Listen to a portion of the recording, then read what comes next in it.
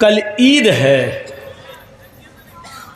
अब कपड़ा ख़रीदूँगा और सिलाऊँगा तो टाइम लगेगा। आज चांद हो गया, कल ईद है, चलो रेडीमेड पंजाबी ख़रीद लेता हूँ। कलिया चक्के मार्केट में गया और एक रेडीमेड पंजाबी ख़रीदता है। उस पंजाबी की कीमत है 500 रुपये। उसके पास पैसे हैं 490 रुपये, लेकिन उसको 10 रुपये कहीं मिल गए।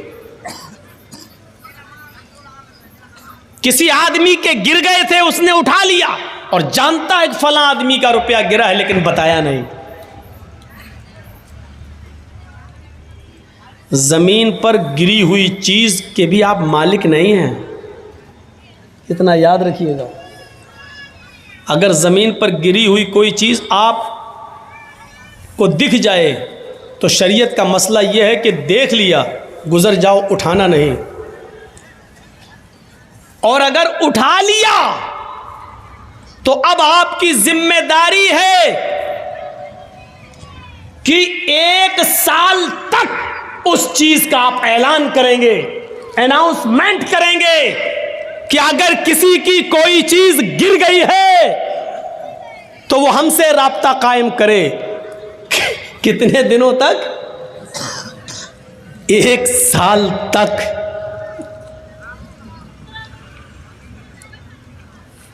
1 साल तक आप उसका अनाउंसमेंट करेंगे, 1 साल तक। और जब 1 साल के बाद भी कोई नहीं आता है, उसका मालिक नहीं मिलता है, तब आप उसका 5वां हिस्सा सदका और खैरात करके बकिया चीज़ आप अपने लिए इस्तेमाल कर सकते हैं। यानी 100 रुपये मिले हैं आपको, तो पहले 1 साल तक उसका अनाउंसमेंट करो, बचेगा क्या?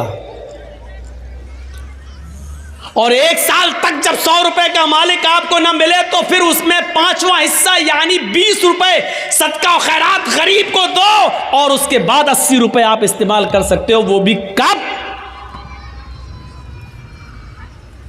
और ये इस्तेमाल करने की इजाज़त आपको वो भी इस कंडीशन में मिल रही है क्योंकि आपने 1 साल मेहनत की है। यानी ये 80 रुपये भी आपके लिए तब हलाल हो रहे हैं जब आप 1 साल मेहनत करने के बाद उसके मालिक तक नहीं पहुंचा पाए या उसका मालिक नहीं मिला। तब 10 रुपये आपको मिल गए, लेकिन आपने उसको बताया नहीं जिसका गिरा, चुपके से आपने उठाया और 490 रुपये में 10 रुपये मिलाकर 500 रुपये का पंजाबी आपने ख़रीद लिया। 490 रुपये हलाल के हैं जो आपने रिक्शा चलाकर मेहनत करके कमाया, लेकिन 10 रुपये आपने उसमें हराम के मिला दिए, पंजाबी आपने ख़रीद लिया। अब जब तक वो पंजाबी, जब तक वो कुर्ता, जब तक वो कमीज़ आपके जिस्म पर रहेगी, अल्लाह की कसम ना आपकी कोई फ़र्ज़ नमाज कबूल होगी, ना फ़र्ज़ रोज़ा कबूल होगा, ना नफली नमाज कबूल होगी, ना नफली रोज़ा कबूल होगा। कब तक? जब तक वो पंजाबी आपके जिस्म पर रहेगी, तब तक।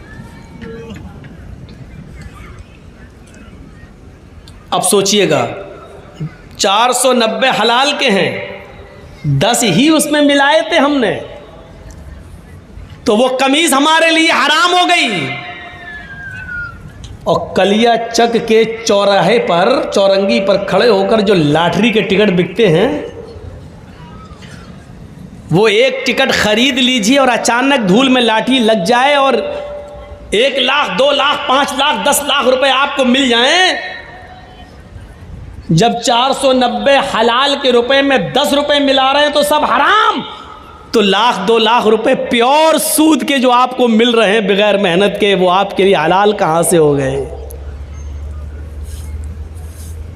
और एक मामले में आपका सुल्तानगंज भी बदनाम है, कलिया चक भी बदनाम है, मौजमपुर भी बदनाम है, लखीपुर भी बदनाम है, और इस इलाके के अक्सर गांव बदनाम है, चाहे वो बस्टम नगर हो या 16 माइल, सब बदनाम है। क्या है? IPL में सट्टा लगाना।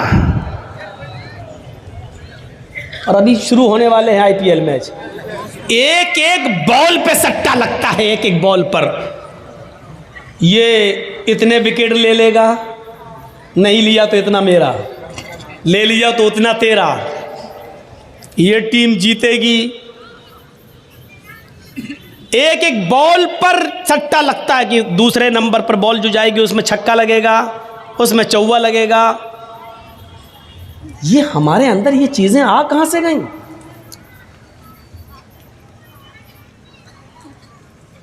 ये तो प्योर हमने लगाया 1000 रुपया, या तो इधर गया या इधर आया। लेकिन तसव्वुर कीजिए, इस्लाम ये कहता है कि अगर आपने किसी को 100 रुपए दिए बतौर कर्ज, बतौर उधार, ये कहकर दिया कि आप 100 रुपए ले लीजिए, आपको ज़रूरत है, लेकिन 1 महीने के बाद जब आप वापस करेंगे मुझे तो हम आपसे 110 रुपए लेंगे।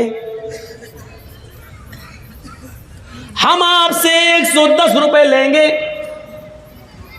और आपने 1 महीने के बाद 110 रुपए उससे ले लिए,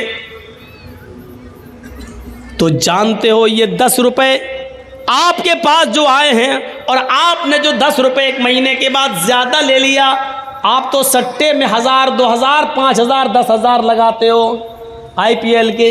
यहां तो आपने किसी की मदद की है और उस मदद के जरिए उसने 100 रुपए में कमाया और 1 महीने के बाद 110 दे दिया। वो 10 रुपए जो आपके पास ज्यादा आ रहे हैं, उस 10 रुपए के बारे में अल्लाह के नबी क्या फरमाते हैं, सुनिए। अपने माजा की रिवायत है, दिरहमु रिबा याकुलुहु रजुलु वहुवा यालम। सूद का और ब्याज का 1 दिरहम खाना, हम तो 10 रुपए ज्यादा बता दिए, 1 रुपया भी सूद और ब्याज का खाना। अब सही आया मैं। IPL का सट्टा लगाने वालों गौर से सुनना, कल या चक्की चौरंगी पर खड़े होकर लॉटरी के टिकट खरीदने वालों गौर से सुनना,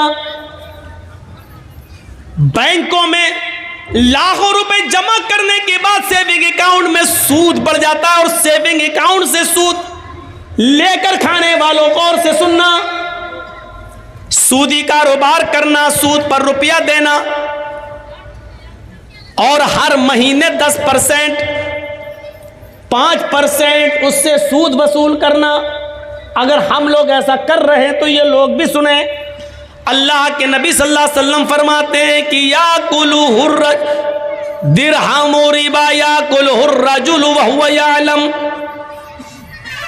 सूद का, ब्याज का, हराम का 1 लुकमा, 1 दिरहम खाना, 1 रुपया खाना, इस हाल में कि तुम जानते हो कि ये हराम है, ये जानते हो कि ये मेरी मेहनत की कमाई नहीं है। अशद्दु मिन 36 ज़नियतन, 36 मर्तबा जिना करने से भी ज्यादा सख्त है। कैसा लग रहा है? सूद और ब्याज का 1 रुपया खाना, जिसके बारे में अल्लाह के नबी फरमाते हैं कि 36 मर्तबा जिना करना। ओह, जिना, जिस काम को हम सबसे ज़्यादा गंदा समझते हैं, किसी की माँ बहन बेटी के साथ हम जिना करें, और 1 बार नहीं 36 बार जिना करना। अल्लाह के नबी फरमाते हैं 36 बार, 36 मरतबा जिना करने से भी बड़ा और सख्त है ये काम, यानी सूद का और ब्याज का 1 रुपया खाना। और बुलाओ मौलाना जर्जीस को, इससे तो अच्छे हमारे यहाँ के मौलवी है, कम से कम ये सब तो नहीं बोलते। सब बोलते हैं, बोलने का अंदाज अलग अलग होता है। ये अलग बात है कि आप अपने इलाके के उलमा की बात एक कान से सुनते हैं, दूसरे कान से उड़ा देते हैं। क्यों? घर की मुर्गी दाल बराबर।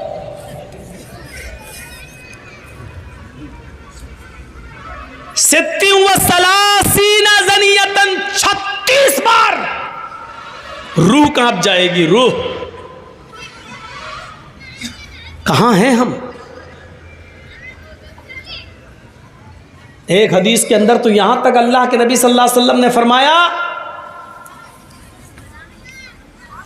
अर्रिबा इस्नानी व सबऊना बाबन, ऐसरुहा अय्यन के हर रजुलु उम्महू।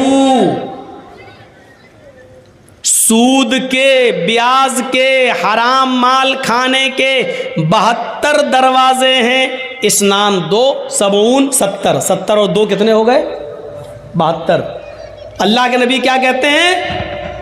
और रिबा इस्नान व सबऊन बाबन, सूद के और ब्याज खाने के 72 गेट हैं, 72 दरवाजे हैं, 72 गेट्स। There are 72 गेट्स, 72 दरवाजे हैं सूद और ब्याज के। उसमें सबसे छोटा और हल्का दरवाजा बता रहे हैं अल्लाह के नबी 71, और इससे बड़े बड़े हैं। लेकिन सबसे हल्का दरवाजा क्या है? सबसे हल्का गेट क्या है? सबसे करीब का दरवाजा क्या है? आइसरुहा आयन के हर रजुलुम्महु, सबसे करीब दरवाजा सूद और ब्याज का 72 दरवाजों में यह है कि एक आदमी अपनी सगी माँ के साथ निकाह कर ले। सगी माँ के साथ निकाह हो जाएगा। मौलाना जर्जी साहब एक लड़के का निकाह पढ़ा रहे हैं, लड़का अपनी माँ के साथ निकाह कर रहा है। जर्जी साहब 1,00,000 मरतबा भी पढ़ें, या अय्युहल्लज़ीना आमनू तक़ुल्लाह हक़्क़ तुक़ातिही वला तमूतुन्ना इल्ला व अंतुम मुस्लिमून, या अय्युहन्नासु तक़ू रब्बकुमुल्लज़ी ख़लक़कुम मिन नफ़्सिन वाहिदा व ख़लक़ मिनहा ज़ौजहा व बस्स मिनहुमा रिजालन कसीरन व निसाअ। 1,00,000 मरतबा भी कुरान की आयतें पढ़ जाएं, लेकिन इसके बावजूद वो निकाह नहीं होगा, क्योंकि माँ लड़के पर हलाल नहीं हो सकती है। अब वो सोच रहा है कि मेरा निकाह हो गया, और रात में वो अपनी माँ के साथ हम बिस्तरी करता है, मिलता है, ये सोच कर के मेरा तो निकाह हुआ माँ के साथ। तो क्या निकाह और निकाह के कलमात पढ़ने के बावजूद, ये कुरान की आयतें पढ़ने के बावजूद, क्या उसकी माँ उसके लिए जायज़ हो जाएगी? नहीं। अगर वो हम बिस्तरी करता है तो ये जिना ही माना जाएगा और हरामकारी मानी जाएगी। तो अल्लाह के नबी कहते हैं कि 1,00,000 बार कुरान पढ़कर निकाह पढ़ा देने के बावजूद माँ हराम ही रहेगी। आई सरुहा आयन के हर रजुलुम्महु, कि माँ के साथ कोई आदमी निकाह करे लेकिन वो निकाह के बावजूद भी हरामकारी करता है। इसी तरीके से सूद और ब्याज के माल पर चाहे कितनी दुआएं पढ़ के खाओ, बिस्मिल्लाह, तो बिस्मिल्लाह कहने से हलाल नहीं हो जाएगा। सूद और ब्याज बिल्कुल सूअर के गोश्त की तरह होता है। आप लाख कहिए बिस्मिल्लाह अल्लाहु अकबर, लेकिन सूअर हलाल नहीं होगा, कुत्ता हलाल नहीं होगा। सूद और ब्याज की रकम पर कितने ही दुआएं पढ़ डालो, हलाल नहीं होगा। माँ के साथ निकाह करते वक्त कितनी आयतें पढ़ डालो, लेकिन माँ लड़के पर हलाल नहीं होगी। इतनी क्लियर बात हो गई।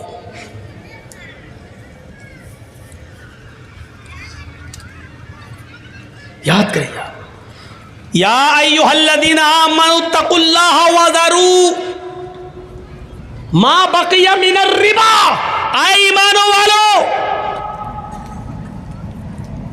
जो तुमने माल दिया है असल लागत पर और जो बढ़ गया है उस बढ़े हुए माल को छोड़ दो। वज़रू मा बक़िया मिनर रिबा, अल्लाह से डरो और बढ़ा हुआ माल हर हाल में छोड़ दो, हर हाल में छोड़ दो, उसको किसी भी कीमत पर मत लो। ये कुरान कह रहा है, उसको किसी भी कीमत पर मत लो। फ़इल्लम तफ़अलू फ़अज़नू बिहर्बिम मिनल्लाहि व रसूलिही, अगर तुम बढ़े हुए माल को लेने से नहीं रुकते हो, अगर तुम जायद माल उससे नहीं बचते हो, सूद और ब्याज खाना नहीं छोड़ते हो, फ़अज़नू बिहर्बिम मिनल्लाहि व रसूलिही, तो अल्लाह और उसके रसूल से जंग लड़ने के लिए तैयार हो जाओ, अल्लाह और उसके रसूल से युद्ध लड़ने के लिए तैयार हो जाओ। दुनिया में किसने अपनी माँ का इतना दूध पिया है जो अल्लाह से लड़ सके और उसके रसूल से लड़ सके? दुनिया में ऐसा कौन सा माँ का बेटा है जिसने अपनी माँ का इतना दूध पिया है कि वो अल्लाह रब्बुल आलमीन से जंग कर सके और जीत जाए, अल्लाह रब्बुल आलमीन का मुकाबला कर ले? मेरे प्यारे साथियों, तसव्वुर करो, फ़अज़नू बिहर्बिम मिनल्लाहि व रसूलिही, ये अल्लाह फरमा रहा है, कुरान की आयत है कि सूद खाने वालों, जायद माल खाने से बच जाओ, उसको छोड़ दो, किसी भी कीमत पर उसको अपने ऊपर इस्तेमाल मत करो।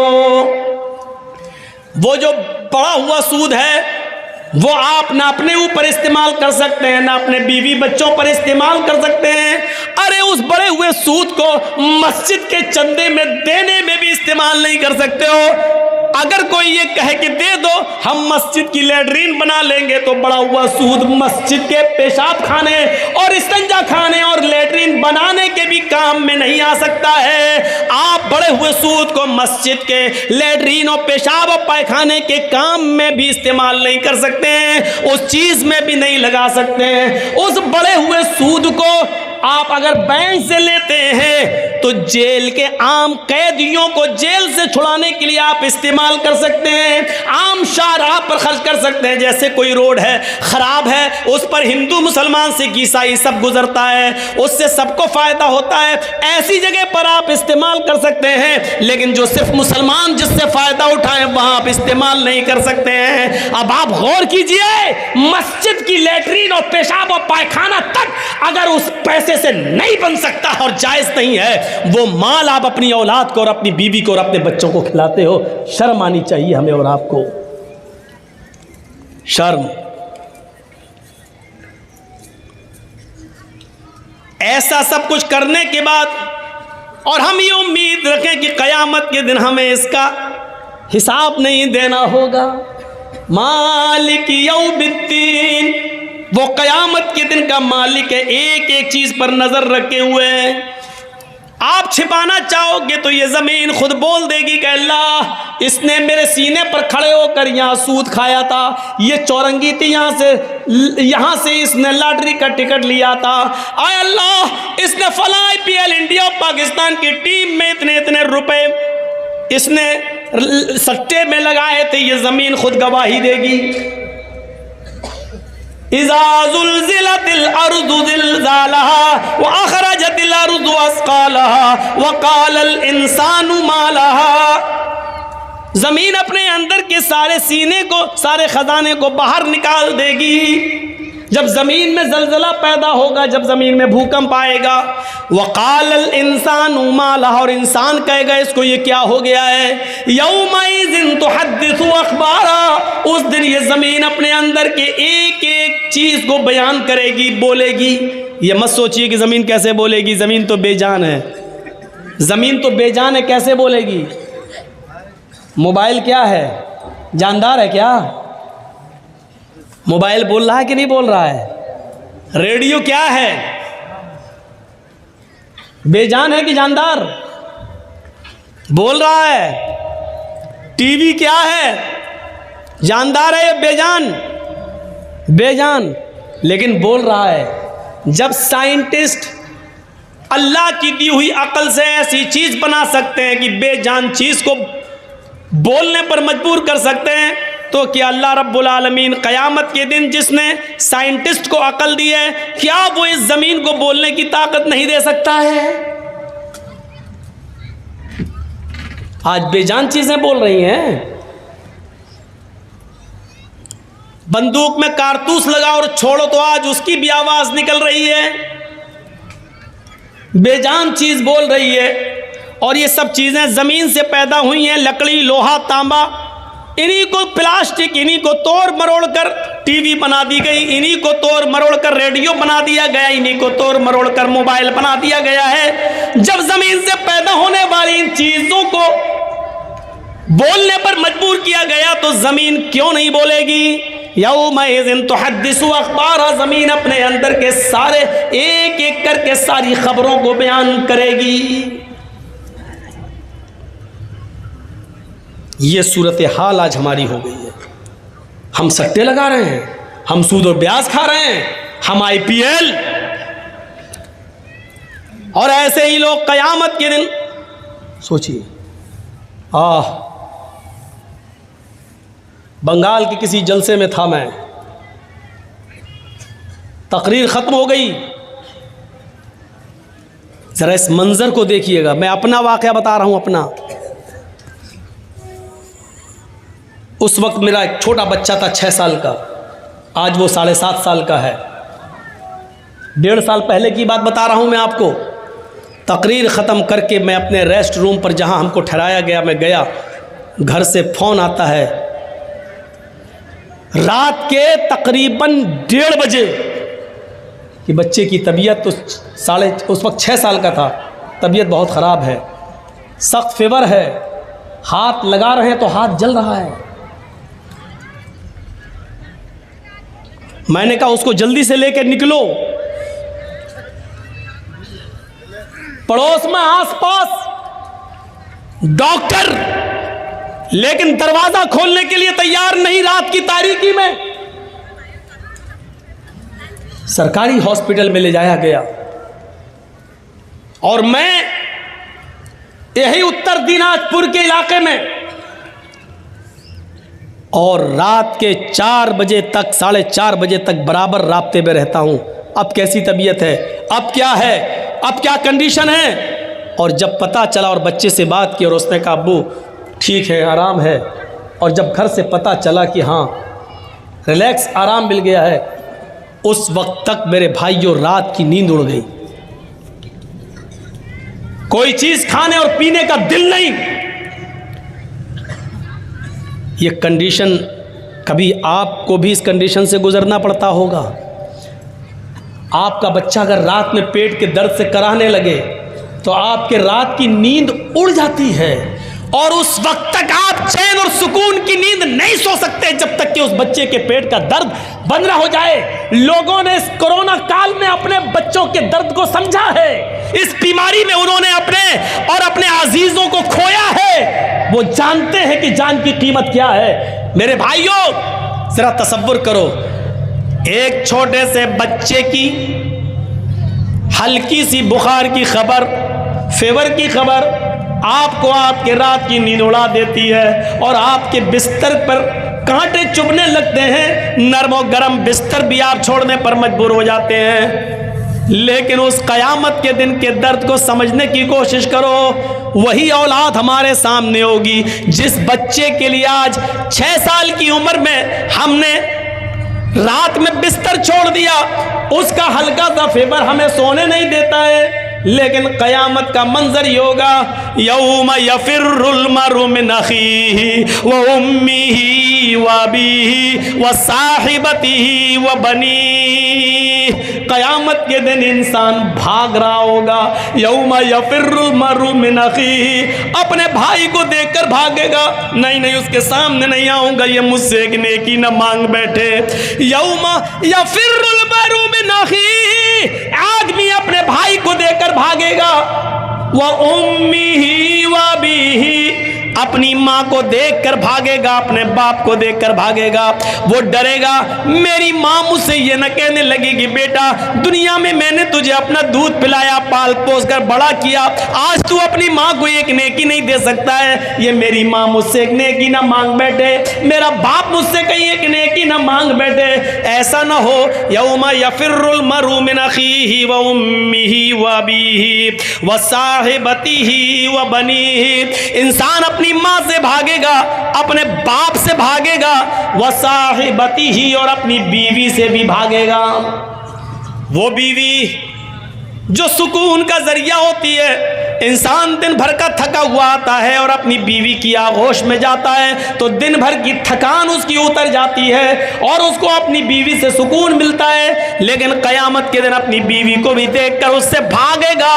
वह साहिबतिही, उसको देखकर भागेगा। वह बनीही, और अपनी औलाद को, अपने बेटों को देखकर भागेगा।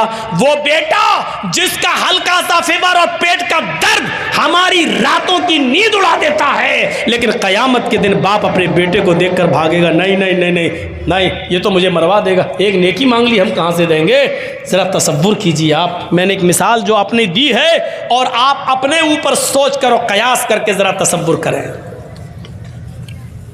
कहाँ हैं हम, किस पोजीशन में हैं हम। नफ्सा नफ्सी का आलम। हजरत आयशा बयान करती हैं, युहशरुन नासु यौमल क़यामति हुफातन औरातन गुरला। हाय हाय, इस हदीस को सुनने के बाद सब कुछ हम भूल जाते हैं, सब कुछ। आपके कलिया चक में फिर भी लड़कियां और औरतें कपड़े कुछ ढंग के पहन लेती हैं थोड़े बहुत, लेकिन ज़रा मालदा की तरफ चले जाइए, और फिर देख लीजिए ड्रेस 15-20 किलोमीटर की दूरी पर ड्रेस कैसी चेंज होती है। और फिर थोड़ा सा सिल्लीगुड़ी और न्यू जलपाईगुड़ी की तरफ चले जाइए, ड्रेस और बढ़ती जाएगी।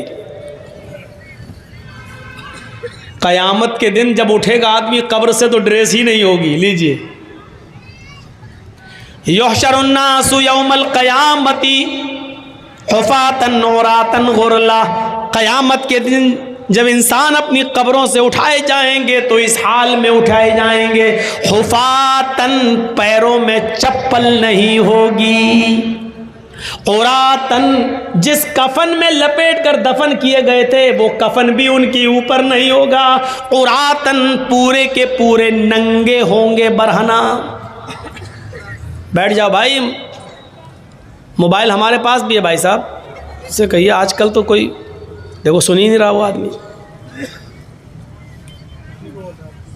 अब बताओ इतनी रात में किसको बात कर रहे होंगे भाई फ़ोन लगा के कान में। हम धोने में बहुत मशहूर हैं, ऐसा धोएंगे कि फिर कभी मोबाइल कान में नहीं लगा पाओगे। इसी में हम बदनाम हैं, और बदनाम हैं किस में?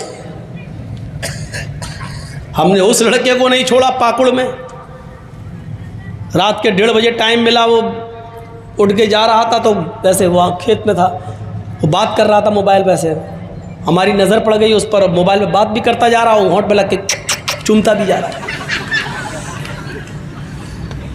और जलसे में हमने उसको नहीं छोड़ा। मेरे सामने अगर ये सब हरकत करोगे तो भाई फिर बचोगे नहीं। वो देखो देखो वो उठ के भागा बैठ गया। कहाँ जा रहे हो? तेरी तो शादी भी नहीं हुई, तू क्या करेगा घर जाकर? हुफातन, नंगे पैर होंगे, उरातन, नंगे जिस्म होंगे, उनके जिस्मों पर कपड़ा नहीं होगा। गुरलन, कब्रों से जब उठेंगे तो सब के सब बिना खतने के होंगे। कब्रों से जब उठेंगे तो खतना ख़त्म होगा, बिना खतने। जैसे माँ के पेट से बच्चा पैदा होता है बगैर खतने के, कब्र से लोग ऐसे ही उठेंगे, खतने, बगैर खतने के, उनके खतना नहीं होगा। जब अल्लाह के नबी सल्लल्लाहु अलैहि वसल्लम ये मंजर बयान कर रहे थे तो हज़रत आयशा सिद्दीक़ा कहने लगी, आए अल्लाह के नबी सल्लल्लाहु अलैहि वसल्लम, कब्रों से तो मर्द भी उठेंगे औरतें भी उठेंगी, इसलिए कि कब्रों में, कब्रस्तान में मर्द भी दफन होते हैं और औरतें भी। मर्दों का अलग कब्रस्तान और औरतों का अलग कब्रस्तान तो नहीं होता है, कब्रें अलग अलग ज़रूर होती हैं लेकिन कब्रस्तान तो एक ही होता है। जब लोग कब्रों से उठेंगे मर्द भी होंगे और औरतें भी होंगी, क्या ये सब एक साथ उठेंगे? अन्निसा अर्रिजालु वन्निसाउ जमीअन, ऐ अल्लाह के नबी, क्या मर्द और औरतें एक साथ कब्र से उठेंगी? अल्लाह के नबी फरमाते हैं, हाँ आयशा, अर्रिजालु वन्निसाउ जमीअन, मर्द भी और औरतें भी दोनों एक साथ उठेंगी, दोनों एक साथ आएंगी, दोनों को एक साथ लाया उठाया जाएगा। हजरत आयशा फरमाती हैं, यंजुरु बाज़ुहुम इला बाज़, आए अल्लाह के नबी, क्या मर्द औरतों को भी देखेंगे और औरतें मर्दों को देखेंगी? क्या जब कब्रों से लोग उठेंगे मर्द भी और औरतें भी, क्या वो दोनों एक दूसरे को देखेंगे? यंजुरु बाज़ुहुम इला बाज़, क्या मर्द औरतों को और औरतें मर्दों को देखेंगी? अल्लाह के नबी फरमाते हैं, हाँ आयशा, यंजुरु बाज़ुहुम इला बाज़, हाँ मर्द औरतों को और औरतें मर्दों को देख रही होंगी। हजरत आयशा फरमाती हैं, आए अल्लाह के नबी, तब तो औरतें मारे शर्म के मर जाएंगी, तब तो औरतें, बहुत स्लो स्पीड में बोल रहा हूं ताकि आपको मैं आपके दिमाग तक घुसा सकूं अपनी बात को, तब तो औरतें मारे शर्म के मर जाएंगी जब मर्द उनकी तरफ नजरें उठाकर देखेंगे। आज तो लड़कियां अच्छे कपड़े पहन कर निकले और कोई लड़का उनको ना देखे तो मर जाती है। हट, इसका मतलब हमारे कपड़े खराब है, हमको देखता ही नहीं है कोई। हजरत आयशा कह रही हैं तब तो औरतें मारे शर्म के मर जाएंगी जब मर्द उनकी तरफ नजरें उठा के देखेंगे। अल्लाह के नबी फरमाते हैं अल अम्रु अशद्दु मिन अयहुम्महुम, ऐ आयशा कोई मर्द किसी औरत पर और कोई औरत किसी मर्द पर शहवत की नज़र डाल ही नहीं सकता, सेक्स की नज़र नहीं डालेगा, इसलिए कि हर इंसान को अपनी फिक्र होगी, हर आदमी को अपनी अपनी पड़ी होगी। सूरज 1 मील के फासले पर पसीने में इंसान डूबा होगा, कोई टखने के बराबर, कोई पिंडली के बराबर, कोई घुटने के बराबर, कोई रान के बराबर, कोई कमर के बराबर, कोई सीने के बराबर और कोई उसी में डुबकियां मार रहा होगा। ऐसे हालत में कौन देखेगा किसकी तरफ? बुरी नजर से कौन देखेगा?